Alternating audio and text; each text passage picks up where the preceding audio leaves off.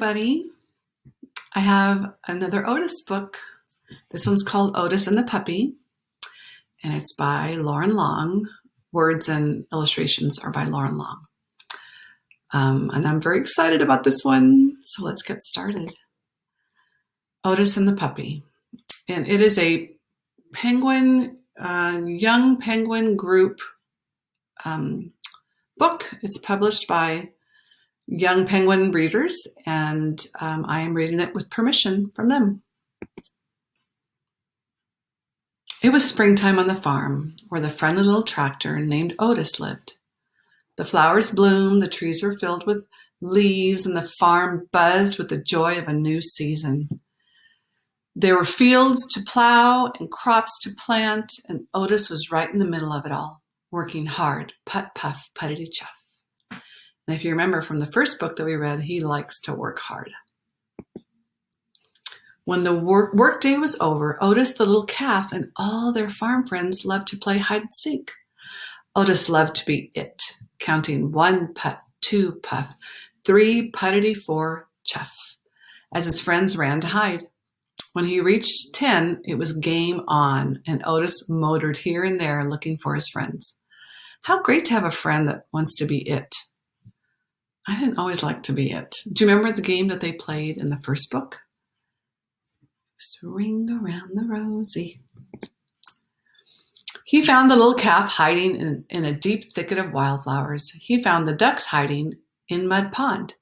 And he found the bull hiding in the haystack. Oh, and look at this sweet little guy hiding in the haystack. That reminds me of when toddlers are playing hide and seek and they cover their eyes. They really think that you can't see them. So that's what's happening with the bull. He doesn't think they can see him if he's got his eyes covered. Otis and the animals would play until the sun disappeared behind the trees, making sure to be home before darkness fell. One evening, the farmer gathered everyone up in front of the barn and gently placed a burlap sack on the ground. The sack began to wobble and tumble and stretch to the sky. What could be in there? Then out popped a little head. Looks like something that might be on 4 legs. Oh, and there's his little friend, the calf. A puppy! The puppy shook his ears, raised his head to the sky, and yelped out another arf, arf, arf. Then he burst out of the sack and romped around, greeting everyone with wet kisses. He wriggled from head to toe, and his spotted tail wiggled and wagged and wiggled. The farm animals smiled as they watched their happy new friend. And then as quickly as he jumped out of the sack, he wobbled over to Otis, leaned on his tire, yawned, slouched, and plopped off to sleep. Puppies need a lot of sleep, just like babies. Oh, and look, it looks to me like that is making Otis very happy. The farmer put an old doghouse in front of the barn, scooped up the sleepy puppy, placed him in the new home, and said, "Good night, little pup." Otis, the little calf, and all the animals filed into the barn for a good night's sleep. Otis yawned and nestled into his stall. He was thrilled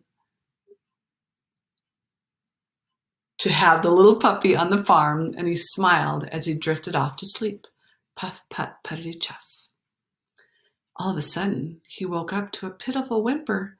The whimper turned into a whine, and the whine into a yelp. It was the puppy. And I'll bet you can imagine what was happening. Yeah, he was scared. It was dark as midnight. Otis took a deep breath, clicked on his headlights, and putted out to the doghouse, where he found the puppy trembling with fear. He was afraid of the dark. With a chuff, Otis invited him into the barn, where the puppy curled up and fell fast asleep. From that night on, the puppy would slink from his doghouse into the barn with Otis, where he felt safe. Oh, that just reminds me of a baby. or a toddler being so happy to sleep in their mama or their papa's bed or their adult's bed. And after a day of working on the farm, the two friends would play hide and seek with the others. One day, while it was Otis's turn to be it, he sat counting to 10 while the others hid 1 puff, 2 puff, 3 puttity 4 chuff. But the puppy had something else in mind. And it looks like the puppy is being distracted by something in the air. Otis finished counting, peeled out, and motored here and there, putt, puff, puttity chuff, swerving and darting and skidding as fast as he could to find his friends. He found the little calf hiding behind the old apple tree, and the ducks hiding in a scraggly growth of honeysuckle. And he found the massive bull trying his best to hide behind a lone dandelion.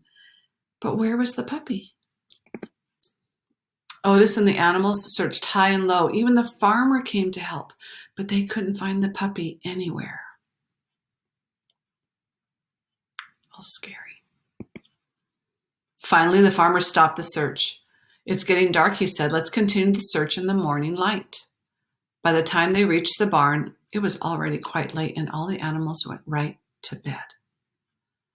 I have a feeling it might bother someone that they haven't found the puppy, or at least bother this thing more than it's bothering others. Yet Otis couldn't sleep. His heart ached deep inside his engine. He knew how scared of the dark his new friend was, and he was worried that the puppy had wandered into the forest. He putted over to the barn door, looked out into the night, and sighed. Like the little puppy, Otis too was afraid of the dark, but he knew what he had to do. Were you ever afraid of the dark? When I was little, I was very afraid of the dark. He clicked on his headlights and puffed out into the night. Ooh, what a good friend. Just inside the forest, Otis stopped dead in his tracks. The sounds of the night crackled, thumped, and croaked all around him. His heart pounded and he shook like a leaf. Every part of him wanted to turn and run back to the farm, yet he knew his friend needed him. So he closed his eyes and began to count. 1 puff, putt, 2 puff, 3 puttity 4 chuff. Did I get it right? I did. By the time he got to 5, Otis felt a lot calmer. When he hit 10, it was game on. So even Otis is calmed by his putt, puff, puttity chuff. He peeled out and motored here and there. He swerved and darted and skidded and flashed his headlights everywhere in the dark night. He circled and crisscrossed the forest, making sure to see every possible place a puppy could hide. That's a lot of places. Finally, his light shined across an old hollow log with a spotted tail poking out of one end. And that tail is not relaxed. That tail is straight, which is what puppies or dogs will do when they are not sure of things. The puppy was whimpering softly, too scared to come out. But when he heard Otis, he squealed with joy. Arf, arf, arf! He wriggled and wagged and wiggled right out of that log. He squealed and cried and covered Otis's face with kisses. Oh, two good friends meeting. Then the two friends began to make their way home. They stood tall together as they passed through the dark forest, and somehow the night sounds no longer felt so frightening to them. That is how I would feel when I was little and I was walking in the dark and my dad was with me. I was never scared when he was with me. On the farm, a warm, safe bed awaited them. Before long, a new day would arrive, full of bright sunshine, work, and play. Oh, look at that. Honest friend. I'll bet you all have done nice things like that for your friends. I've heard many children come over and comfort another child when they're sad or scared. Let's keep doing that. Let's make the world a better place. The end. Until next time.